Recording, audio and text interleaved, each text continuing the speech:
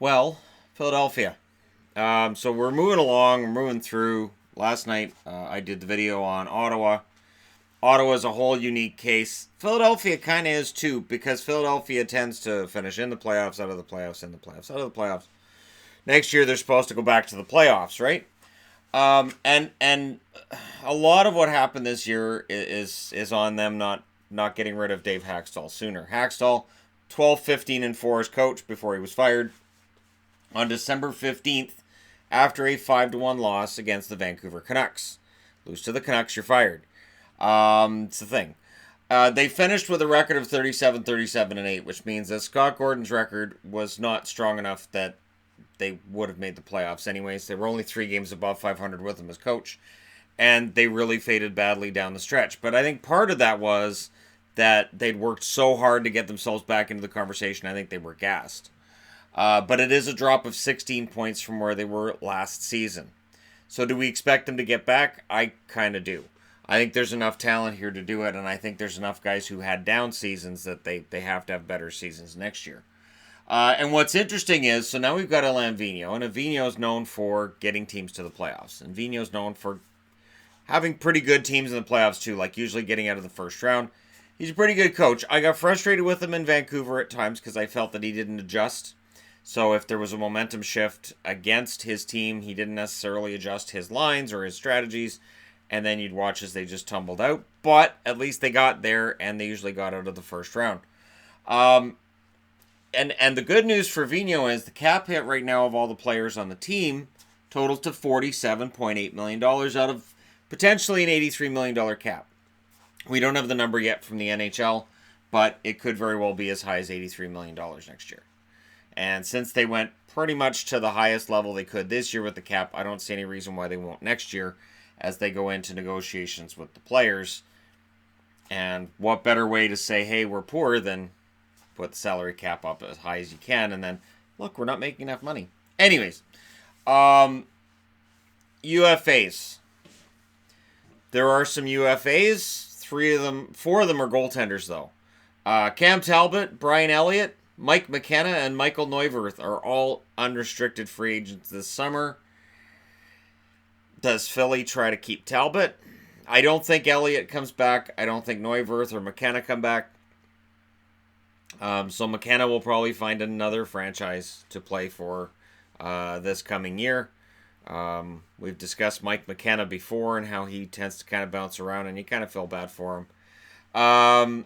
Yuri Laterra is UFA. I didn't really talk about the whole Laterra controversy going on because it really hadn't become newsworthy, and by the time it did, he was already out of the Philadelphia organization. He played his way out anyways. Let's be honest. He didn't play up to his contract, and he ended up in the American League for good reason. And then Philip Veroni, and if Veroni wants to stay in Philly, I'm sure they can work something out. So none of those guys are either they're going to be gone, or if they return, it'll probably be at either less money or the same money. Talbot, it would be probably at less money than he made this year. So you might have Talbot and Carter Hart as your goalies. But it's going to be interesting to see what they do. Because, again, Carter Hart's likely to be the starter. Restricted free agents, Lawton, arbitration rights for him. Konechny, Hartman, arbitration rights. Provorov, and Sanheim. Now, between Provorov, Sanheim, Konechny, Lawton, and Hartman, yeah, these guys are going to get raises. And it's going to vary between players. But I get the feeling Provorov and Sanheim are going to make a lot of money. Sanheim had a really, really solid second half of the season. And Konechny is showing signs of improving every year. So they're going to make some serious bank. That being said, it's not going to be $36 million worth. So they're still going to have money under the cap. If Philadelphia, if Chuck Fletcher is of the mind that they can improve things in the offseason and maybe fix what's going on and why they missed the playoffs, he'll have money to do it. He will have money to go out and get somebody if he chooses to. Maybe multiple somebodies. And this could be a very interesting team. Now, when you look at their top prospects, Joel Farabee stands out, but he's in university. He's not going to be playing. Morgan Frost likely plays this fall. We'll see where they're at with him. He's a center, so those are always in need. Philippe Myers, who a lot of people felt Hackstall and Hextall were keeping down, and they shouldn't have. And Gordon and Fletcher brought him up, and we'll see where he's at. And German Ruptsov, who ended up with a season-ending injury, and there's some debate on whether he's got a lot of upside as an offensive player, if he's going to be strictly defensive. And again, as a center, he'll get his shot. He will.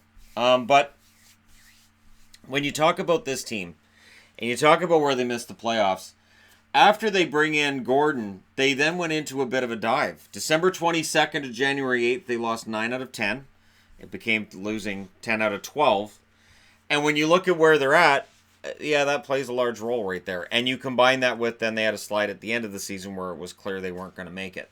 So those 82 points, probably harsher point total than what they should have had. If they'd been closer to the playoffs, who knows? But this run here, this is really the one that you can look at and say submarines it. Now, they went on a winning streak after, and they had a couple of winning streaks after that, but you look at all those losses, and it just kills your chances, especially in the East, where it took 98 points to make the playoffs. It's pretty brutal. They finished 16 points back. So that's a brutal number right there. Now, they were 17th in goals for this year, 29th in goals against. They were 13th in goals for last year, 16th in goals against. So the poor goaltending off the hop, going through so many different goaltenders before settling on Carter Hart due to injury, basically, it cost them. And Carter Hart, right from October on, will help them. They're not going to be 29th again. And that's part of the reason why I'm looking and saying, you know what, they can bounce back. But not only that, it's more sustainable now for the Flyers than before, because Carter Hart looks like the real deal in net. So he's not just a guy who gets on a hot streak. He's not just a veteran like Elliott that comes in and can play some good games and some iffy games in between. But there should be some stability in net for them, and that's going to be huge. Really, in all honesty, too, their goals for weren't bad. They weren't as good as last year, but they weren't bad. And just bring up your goals against, you should make it. But there are some notables. Claude Giroux dropped from 102 points to 85 this year. That 102 points last year, he probably doesn't get back to it. 85 is probably more realistic for him. Voracek dropped from 85 to 66. That's more alarming. Voracek probably should be in the 75 to 80 point range. 66 is probably a bit low. And I know there were Flyer fans that weren't happy with Voracek at points this year. Gostis Bear really had a huge fall. He went from 65 points last year to 37. And Ghost had a really slow start to the season. Never really fully recovered from it. And I really think that if Philly decides to make a big move on the blue line, I could see Ghost being the guy that ends up being out. So be very interesting to see if they decide to just put his name out there, see what they can get, because I think there are a lot of teams that would be, in on Ghost. I can think of one that's just west of me here down the street that would probably, I could see Jim Benning being very interested in Ghost and offering a pretty substantial package for it. No, not Patterson. And Provorov. Provorov went from 17 goals, 41 points to 7 goals, 26 points. But Provorov, his all-around game, it's points are not really a requirement with Provorov's game if he's on and playing well. Whereas with Ghost, they kind of are. A lot of offense with Ghost, and then when he's off, yeah, like I said, it's not great. So as much as we talk about the goaltending and Carter Hart stabilizing things, they also need to figure out the blue line. Good young blue line, but young being keyword and good being the other one. You want one that's better than good. You want one that's really good. And the idea was, they got rid of Hextall in part because he wasn't making the moves that they wanted him to make, and wasn't keen on getting rid of Hextall either. So, there's a lot of movement, a lot of changes that have gone on with Philly over the last 12 months. Over the next 12 months, I think things are going to be kind of stable, but I could totally see them being in on at least one free agent. Philly has never been shy about spending money and trying to use that money to get back into the Stanley Cup conversation. And Stanley Cup droughts, Phillies is getting quite long in the tooth now. So that hunger for a Stanley Cup is going to be just growing for this franchise as years go on. And for that reason, they may very well dip into the free agent market and see what they can find. Let me know what you guys think in the comment section below as always. Don't forget to hit like and subscribe if you're browsing your way through. You just happened upon this video. And hey, thank you guys so much for watching. I'll talk to you again soon.